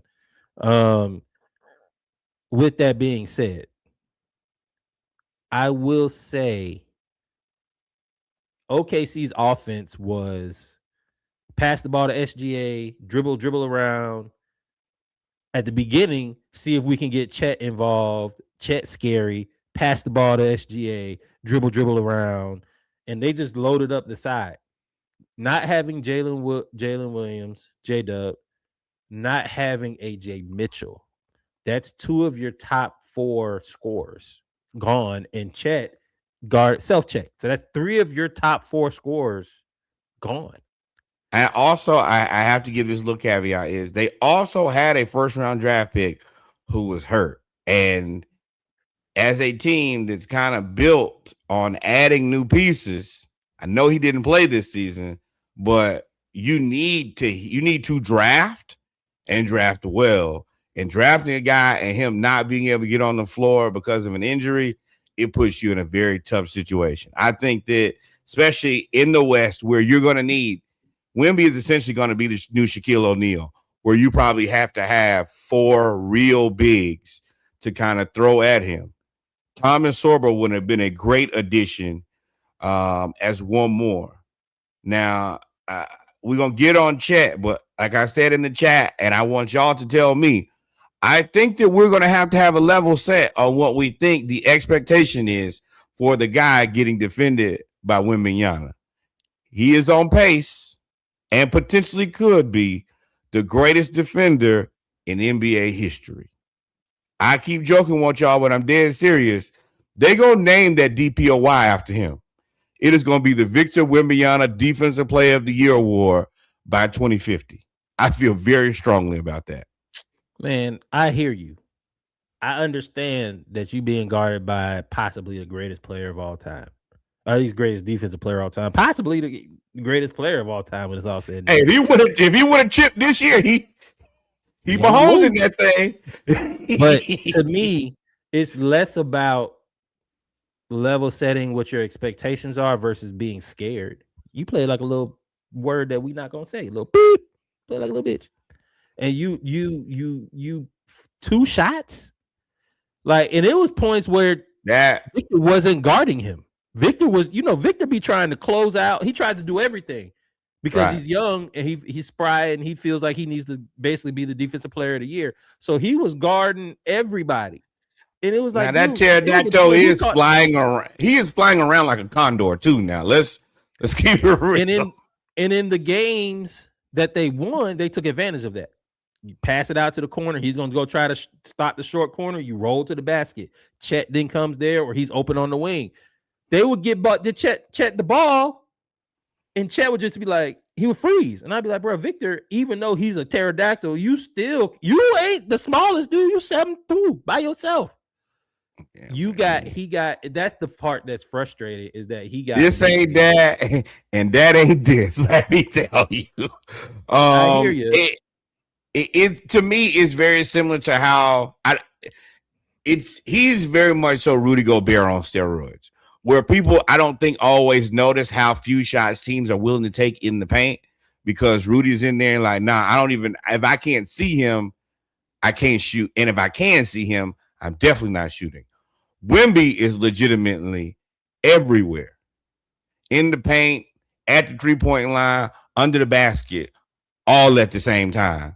So, I mean, do y'all really want me shooting shots? Like, it's a precarious situation that Victor Wembanyama presents. As we continue to, what's good? Big test. No, but we're like, this is the other part. We are moving into I would call the Kevin Garnett era of players where you got Jaren Jackson Jr., you got Evan Mobley, you got Chet, you got Alexander Sarr, you're going to have Caleb Wilson. You're going to have all these guys, and they all going to have to deal with Wemby, and we're going to see how well they fare against this monster. Man. I agree, but Chet, you play like a hoe, and for me that doomed SGA. SGA was, he had 31 and 3/4, and they just said, you know what, we're gonna put 4 people on that side of the court. Oh, Caruso was playing out of his mind. He had 30 points twice. Hey man, Caruso, Lakers, y'all should never let him go. Bron didn't want to let him go. Hey, that he had the strength of the Black Panther, boy. And to and then you added Isaiah Hartenstein, who did. You got to understand, he did everything he could. Y'all check that man for drugs. Check that man for drugs. Now we can. I mean, you want to go there? I don't think. Yes. Wait, hold on. Before we do that, though, I put it in the wrong order there, but I do have to let y'all know Mitchell Robinson suffered a broken right pinky finger. This is how he did it. Yes. Well, before we get there, he did have surgery. They expect him to play, but it is a very precarious situation. They did not explain how this injury happened, and then they said it did not happen due to basketball. And I'm gonna tell you, Mitchell Robinson, you hurt yourself not playing basketball when we have to play this alien and we need you, brother. You not trying to be funny, big task at hand. This could be the reason that you guys don't win a championship, because the Hacker Mitch thing was already very real. I think they say he's shooting 30% from the line.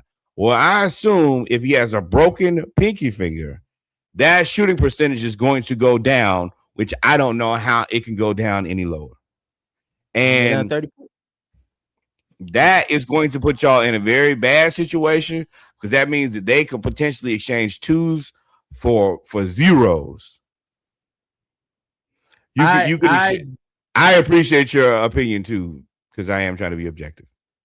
I agree. To me, the reason I had the Knicks beating the Spurs, and I think the Knicks I think they dominated the Spurs when they played them this year twice, is because they were going to be able to do what Cleveland refused to do, and was basically beat up Wemby in the paint.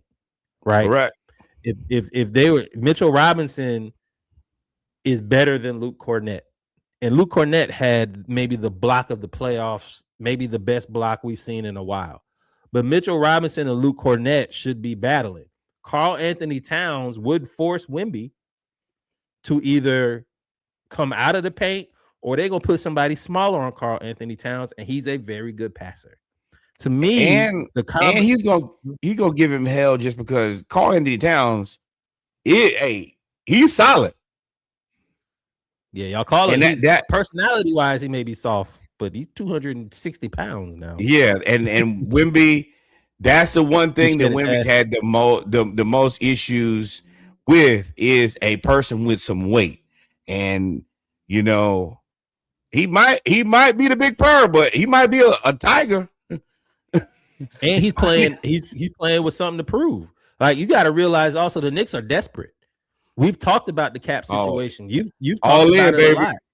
So they're all in, and this is, as I said before, this was a 3-year process. Jalen Brunson, Josh Hart, Mikal Bridges, Cat. OG That was Anunoby. OG Anunoby was the final piece, if I'm not mistaken.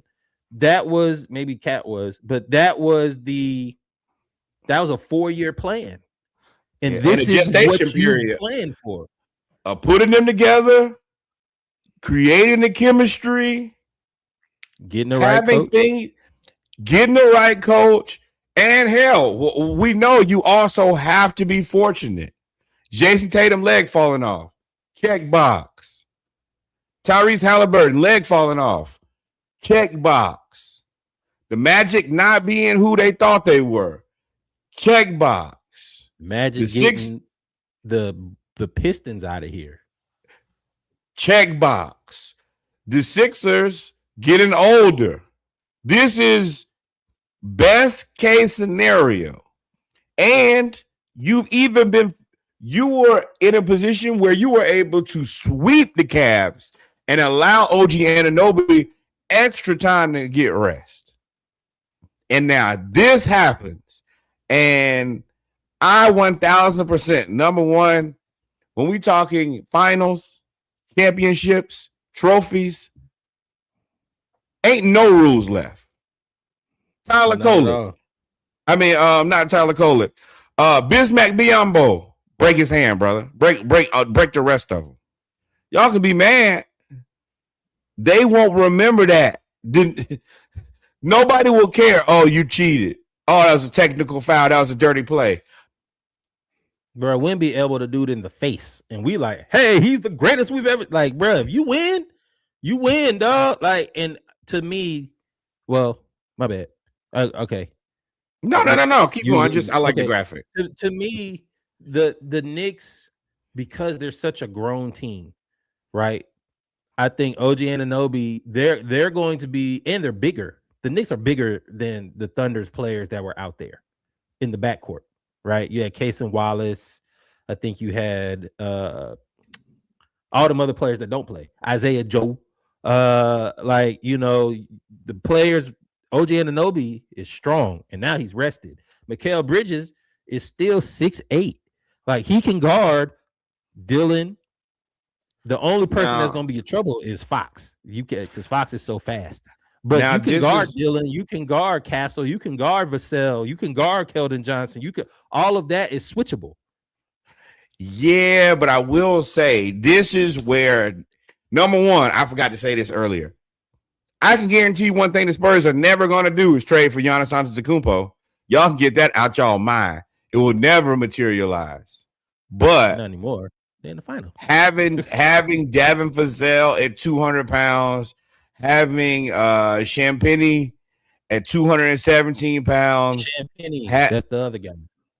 Having Keldon Johnson at 220 pounds, that makes OG is better than all three of those guys, but he's not better than all three of those guys combined. And that's where it does get a little tight on the Knicks, is that bench is not great.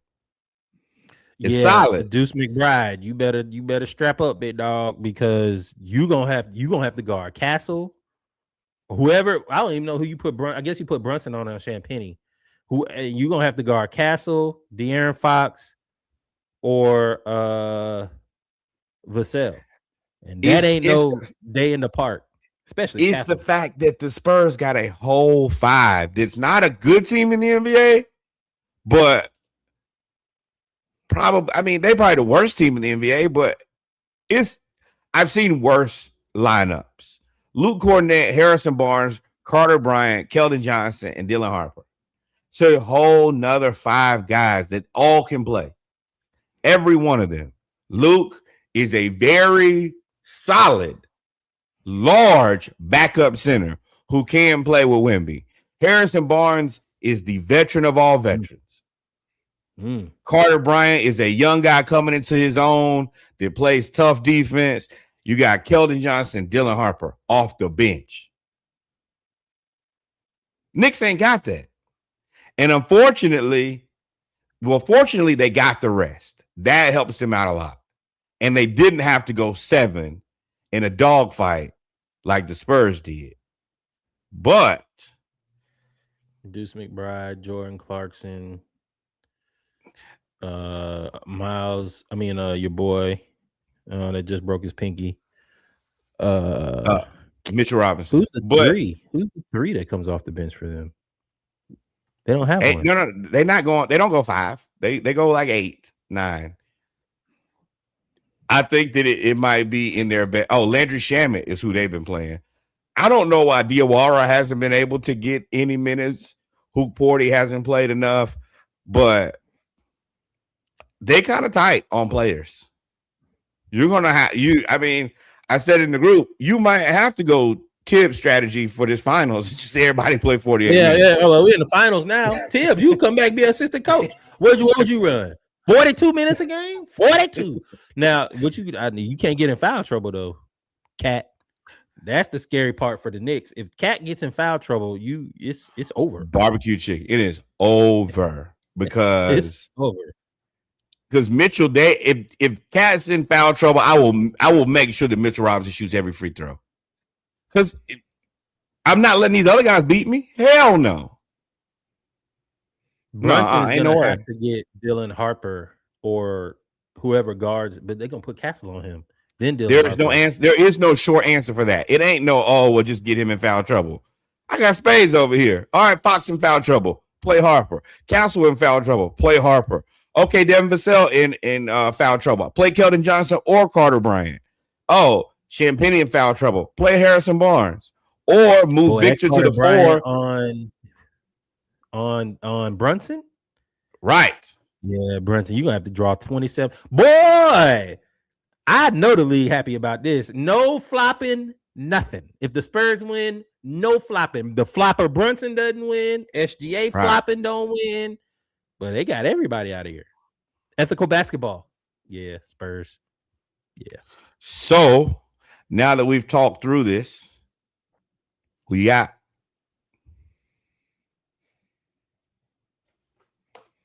Man, my head is telling me to go for the Spurs.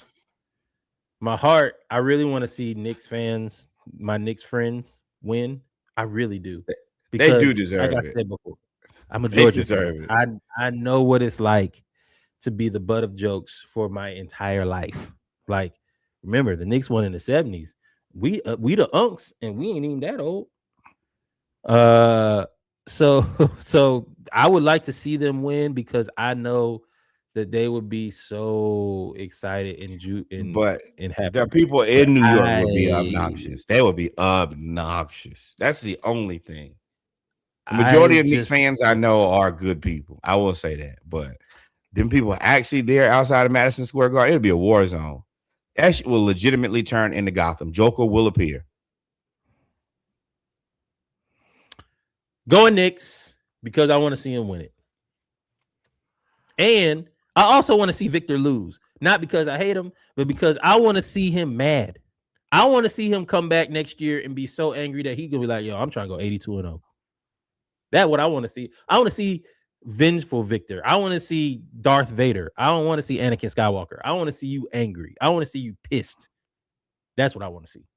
So if I can see that by you losing so that you can come back wild crazy, then yeah, I'll see that. Adam Silver. Number one, I'm picking the Spurs. Everybody, like the NBA needs the Spurs to win. The Knicks are over leveraged. This team not going to look like this next year anyway. It ain't no way that they come back and look like this. Need the Knicks to win. So the Spurs are the team that this could be sustainable. Not to mention, Spurs and OKC every year fighting for that is something that is going to be box office because he hates Chet. I agree. But I want to see them both have a championship. Now it's OKC. Oh, y'all thought y'all was gonna run it up. You remember we were talking about at the beginning of the season. OKC might be they might be 72-10 good. It's crazy how the things that we believed early in the season have completely changed. Trade Giannis to this trade. No. This is what I'm saying. OKC, man, they might be better than the Warriors. They might get more wins than the Bulls. Trade Giannis to the Spurs. They need that guy. To now, no. OKC got to do some soul searching. Spurs seem to be fine. I'm picking you Spurs. Couldn't see Chet crumbling like that. I don't think. Yes, you could. I think that everybody. I don't think that there's thoughts and prayers once again to the power forward position due to a light-skinned dude from a light-skinned power forward from San Antonio ruining it for guys. And I think that this ruination is going to be worse because at least you had guys who were a little bit tougher to go against Tim Duncan. I don't think none of these dudes won't smoke with Wemby. Chet no, for sure. But I don't think that we thought that they were going to go 73-9, 72-10. I mean, they were the number one seed. They were like 67 games, and their best player, their second best player, was out for 4 months. You ain't wrong either, but I think folks, it's a knee-jerk reaction. These are all knee-jerk reactions. Now, 64-18 ain't far off from 72-10. You're right, bro. And your second best player. Now that Chet contract looking funny because he only. And no, it's not. I'm back. Y'all killed me in the comments when I said, "Why is Chet first? Why does he get all of these things?" Y'all crushed me in the comments. Some of y'all said the R word. Me, I was like, nah. No. The thing about that is that contract is perfectly fine. In relation to his comps, he's getting paid the same thing. He's getting paid equal to or lesser than Evan Mobley, Jaren Jackson Jr., him and Chet. Those are the three same guys. Now, I think that those guys, also think none of them deserve that money. Correct, but he's overvalued. That archetype is overvalued, but he's getting paid just like his comps. So it's fair. It's just that costs too much. And I think that is a symptom of the last CBA. But so you agree? I think he's overpaid, but does that make sense what I'm saying? Because he is technically, he costs too much, but in comparison to the guys that play just like him, he's getting paid commiserately. So he's getting paid the right amount, but that just costs too much, if that makes sense. And it might not. So everything's overpriced. Jaren Jackson Jr., Evan Mobley, and Chet, yes, they're all overpriced. They're not worth $50 million. They're $40 million players. Yeah, and that's why I said it's about to kick in now. All them contracts, you said all that to say all them contracts look funny, is what you basically said. Correct. They all look funny. This one looks even funnier because Evan Mobley at least tried to show up. We blame more of the coach versus what I disagree with that. I wholeheartedly disagree with what Evan Mobley did. Well, let me finish. More than that, now Jaren Jackson Jr., there was dysfunction in Memphis, etc. Chet, you were on the stage. You were on stage and you shrunk. And it's to the point where you didn't even try. To not try is unforgivable. You have to at least try. You got to at least try, especially when everybody else hurt. The other scorers are hurt. They were playing the 13th man on the bench because you weren't doing anything. It was to the point where they couldn't even really keep you out on the floor. They were playing Hartenstein only, and Hartenstein, bless his heart, he was trying. He was throwing Vic around, elbowing him, kicking him, doing all the stuff.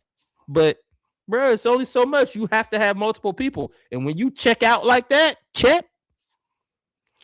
that's where it's like, hey, man, we ain't about to pay you $50 million to not try, dog. Like, you got to do something. That's the part where I'm like, hey, you don't have to get out that mental prison. I don't know what to do with those three guys, really. And I mean, it's over with. Pay them. No, I mean they're all paid, but it's like those three guys. You think would you rather have them or would you rather have Scotty Barnes? Depending on the team makeup.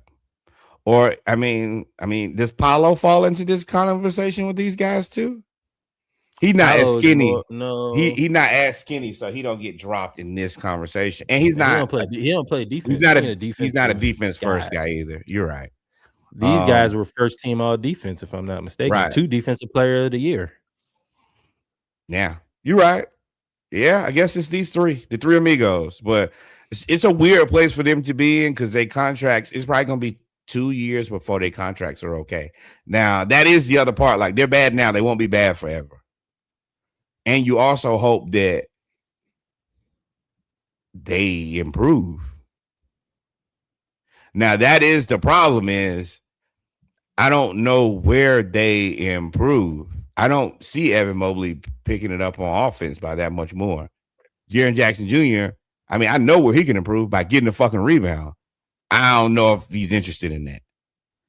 And Chet actually has probably the highest ceiling because his looked to be the most mental, but it was bad. He's going to have to gain some weight, too.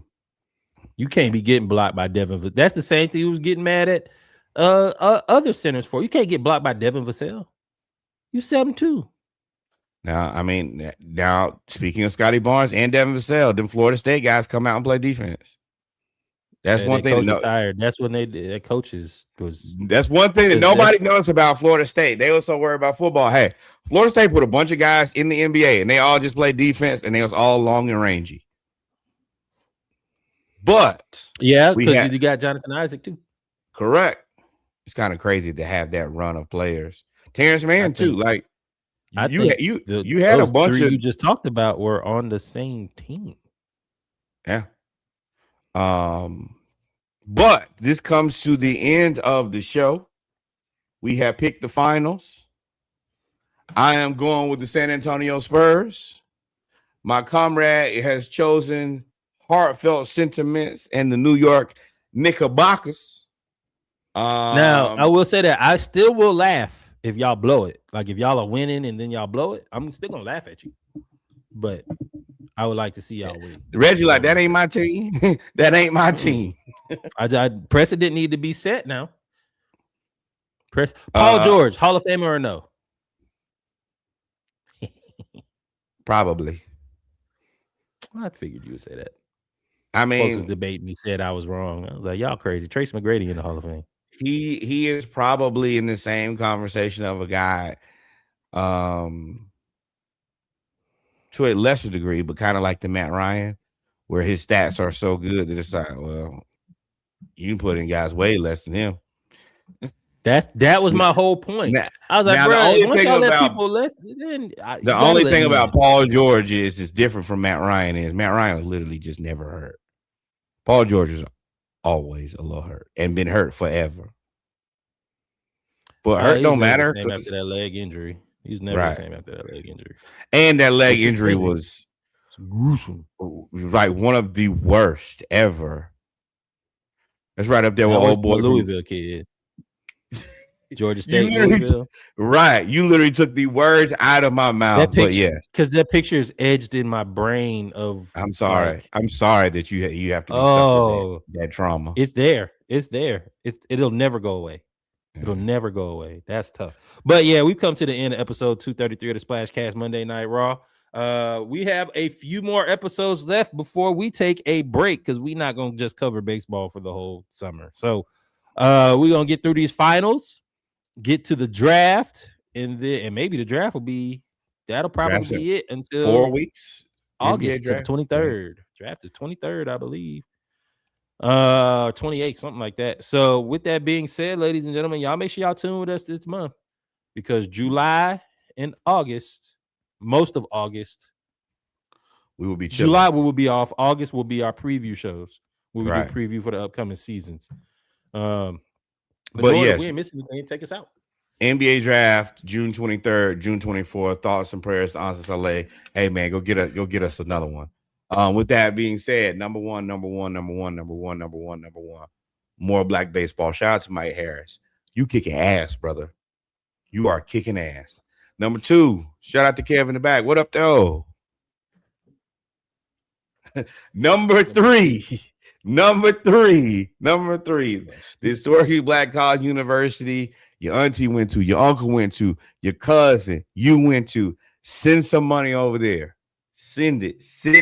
It is more important in this regime, in this administration, that we help support and fund historically black colleges and universities. HBCUs, and send your kids there too. The historically black college and university you go to in your neighborhood. Also, while we're here, I meant to say this, but shout out to all the high school graduates and the college graduates. Put some money in an envelope, give them to them kids, and then send them on to historically black college and university. And then you go to the one in your neighborhood and drop some money off over there. And then finally, the greatest learning institution in all the world, the Hampton University. We only asked for $18.68 on behalf of the year that the university was founded. Outside of that, adios, mi amigos. God is love. Until we meet again, y'all be safe. We are out of this thing. Go Hawks, go Braves, go Falcons, go Gators, go Dogs, and nobody else. We out. Peace. As well, for collaboration, booking information, or any other inquiries, visit our website at www.thesplashcast.com. Every listen, share, and review. Hold on. Until next time. Like, follow, subscribe. Thank you, my friend. Here for it.